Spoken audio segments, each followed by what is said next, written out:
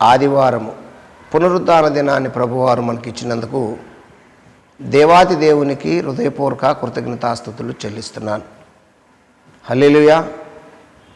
రండి ప్రియ దైవజనాంగమా, దేవుని ప్రజలారా, దేవుడు ఈ దినం కొరకు సిద్ధపరచబడినటువంటి వాక్యాన్ని చదువుకొని దైవ ధ్యానము చేద్దాం. 139వ కీర్తన 4వ చరణాన్ని చదువుకుందాము.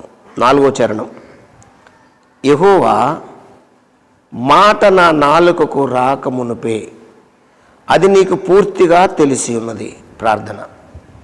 పరిశుద్ధుడు, ప్రేమ కలిగిన తండ్రి, స్తోత్రాలు, కృతజ్ఞతల స్వామి, చదవబడిన వాక్యాన్ని ఇరిచి మాకు వడ్డించి సారాంశం తెలియజేసి ప్రభువా, అయ్యా నీ స్వరం వినిపించండి. అయ్యా నువ్వు మాట్లాడితే మేము బ్రతుకుతాం. మాతో మాట్లాడి నీ నామానికి మహిమ తెచ్చుకోమని చిన్నమని మీ పాస్తానికి చేర్చుకోమని యేసు నామంలో స్తుతించి ప్రార్థిస్తున్నాను తండ్రి, ఆమేన్. హల్లెలూయా. దేవునికి స్తోత్రం. క్రీస్తునందు నాకు అత్యంత ప్రేమైనటువంటి జీవము కలిగిన దేవుని కుటుంబమా, దైవ సమాజమా, దేవుడు మనల్ని ప్రేమించి ఈ వారమంతా కాచి కాపాడి మరొక పునరుద్ధాన దినాన్ని మనకిచ్చాడు. అయితే సంవత్సరములు జరుగుతున్నవి, దినములు గడిచిపోతున్నాయి. దేవుని యొక్క హృదయాభిలాషను చాలామంది భక్తులు ఆస్వాదించలేకపోతున్నారు. ఆయన హృదయానికి దగ్గరకు రాలేకపోతున్నారు. ఆయన ప్రణాళికను చాలామంది గమనించలేకపోతున్నారు. కానీ దేవుడు ఆశపడుతున్నాడు. తన స్వరక్తం ఇచ్చి సంపాదించినటువంటి తన పిల్లలు తన ప్రణాళిక నెరవేర్చాలని, తన ప్రణాళిక చొప్పున నడవాలని, తన సువార్తను ప్రకటించాలని, ఆయనతో కలిసి ప్రయాణం చేయాలని దేవుడు కోరుకుంటున్నాడు. చాలా చోట్ల చూసినట్లయితే చాలామందిని మరి దేవుని ప్రణాళికకు దూరంగాను, దేవుని ప్రణాళిక అసలు ఏమాత్రము పొంతలేని విషయాలు చేస్తూ ఆ పద్ధతులు కొనసాగిస్తూ ప్రయాణం చేస్తున్న వారు చాలామంది కనబడుతున్నారు. దయచేసి దేవుడు ఏమి చెబుతున్నాడు, దేవుడు మన పట్ల ఏమి తలంపు కలిగి ఉన్నాడో ఆలోచించాలి. దేవుడు తన సురక్తం ఇచ్చి సంపాదించిన సంఘమును కాయుటకు పరిశుద్ధాత్ముడు దేని యందు మిమ్మల్ని అధ్యక్షులుగా ఉంచాడో ఆ యావత్ మందన గురించి, మీ మటుకు మిమ్ముని గురించి జాగ్రత్తగా ఉండాలి అని లేఖనము స్పష్టంగా మనకు తెలియచేస్తుంది. ఎందుకని అంటే ఆయన భవిష్యత్తు జ్ఞాని. ఆయన భవిష్యత్తు జ్ఞాని. మనం ఇప్పుడు ఏమి చేయబోతున్నామో, తర్వాత ఏమి చేస్తామో, ఆ తర్వాత ఏం చేస్తామో, ఆ తర్వాత ఎలా ప్రయాణం చేస్తామో ఆయన బాగుగా ఎరిగి ఉన్నటువంటి దేవుడు. ఆయనకు బాగుగా తెలుసు. అందుకే దావీదు మహారాజు ఇస్తున్న సాక్ష్యం ఏంటంటే, మన దేవుడు భవిష్యత్తులోకి వెళ్ళి ప్రయాణించటము, భవిష్యత్తును ఖచ్చితంగా చూడటము, అది మన దేవునికి మాత్రమే సాధ్యము. మన దేవునికి మాత్రమే సాధ్యమండి.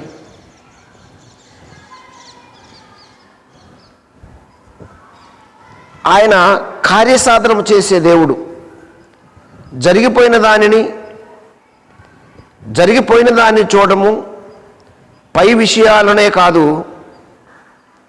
ఇంతకుముందు జరిగినటువంటి విషయాలను, జరగబోతున్న విషయాలను అన్నీ చెప్పగలిగినటువంటి వ్యక్తి ఎవరు అంటే మనం ఆరాధిస్తున్నటువంటి యేసుక్రీస్తు ప్రభువారు.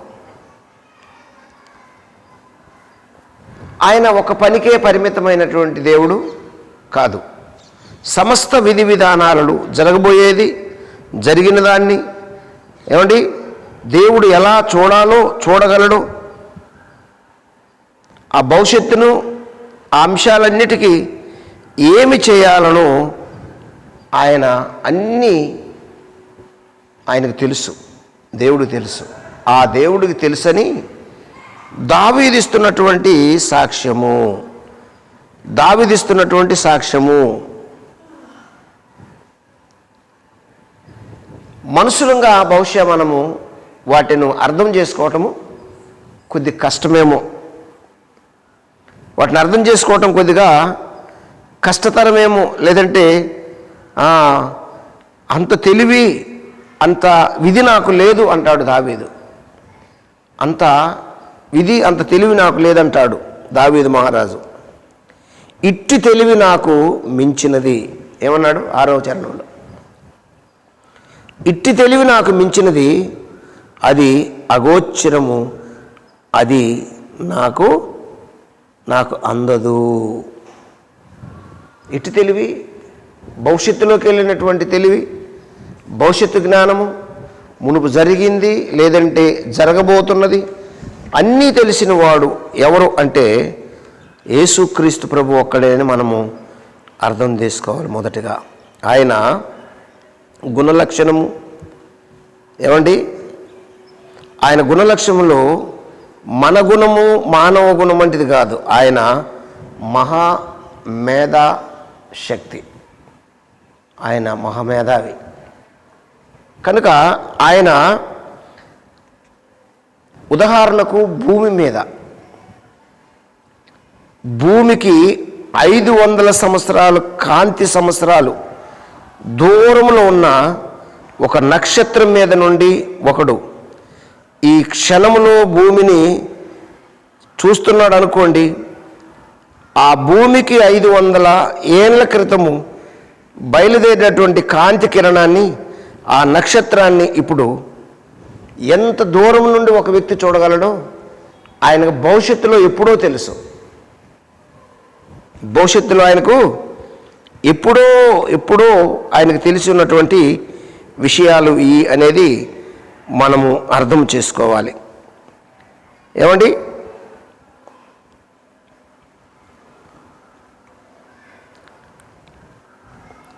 అది దావీదు అర్థం చేసుకొని దావీదు అంటున్నటువంటి మాటలు, దావీదిస్తున్నటువంటి సాక్ష్యము. ఆ పైన 3వ వచనం, నా నడకయు నా పడకయు నీవు పరిశీలించి ఉన్నావు, నా చర్యలన్నిటినీ నీవు బాగుగా తెలుసుకొని ఉన్నావు.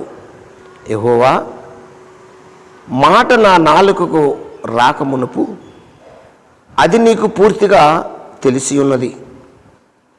ఎనుకను ముందును నీవు నన్ను ఆవరించి ఉన్నావు, నీ చెయ్యి నా మీద ఉంచి ఉన్నావు. ఇట్టి తెలివి నాకు మించినది, అది అగోచరము, అది నాకందదు.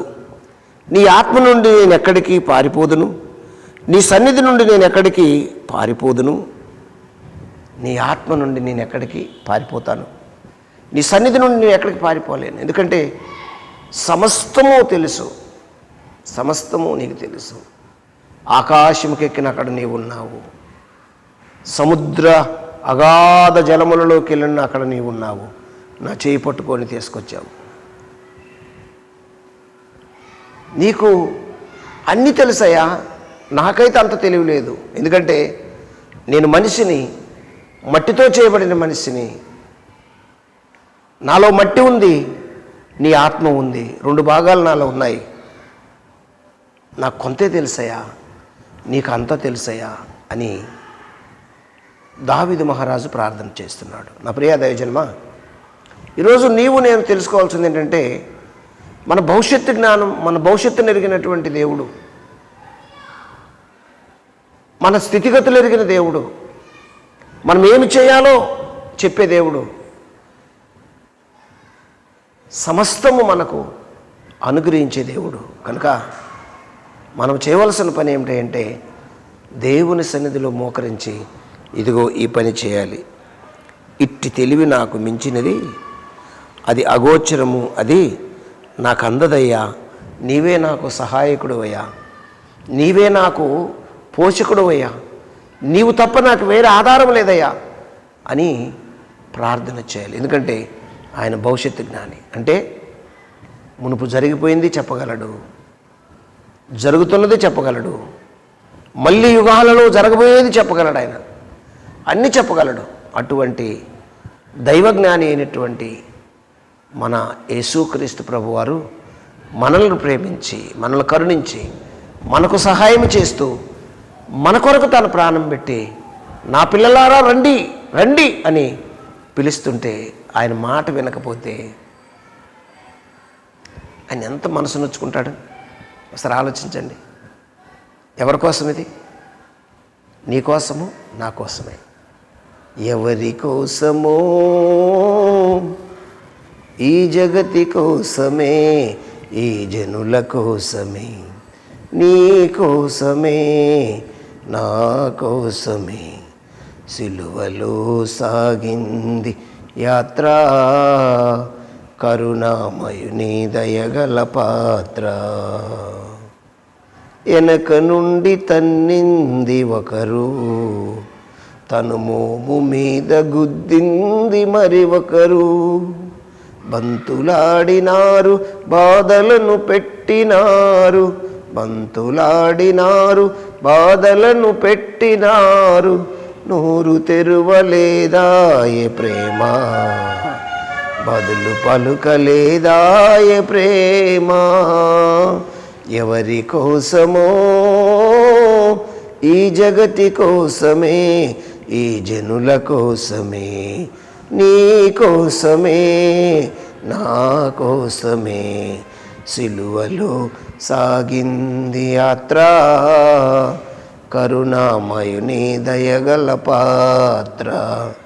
రండి ప్రియ దైవజన్మ, మూలవాక్యం చదువుకొని ప్రార్థన చేసుకుందాం. ఈ పునరుద్ధాన దినంలో ప్రభు పిలుస్తున్నాడు. నువ్వేమి చేయాలో, ఎలా నడవాలో, నీ స్థితిగతులు, నీ భవిష్యత్తు నా చేతిలో ఉంది, నిన్ను నేను నడిపిస్తాను అని పరిశుద్ధాత్మదేవుడు తెలియచేస్తున్నాడు దావీదు ద్వారా.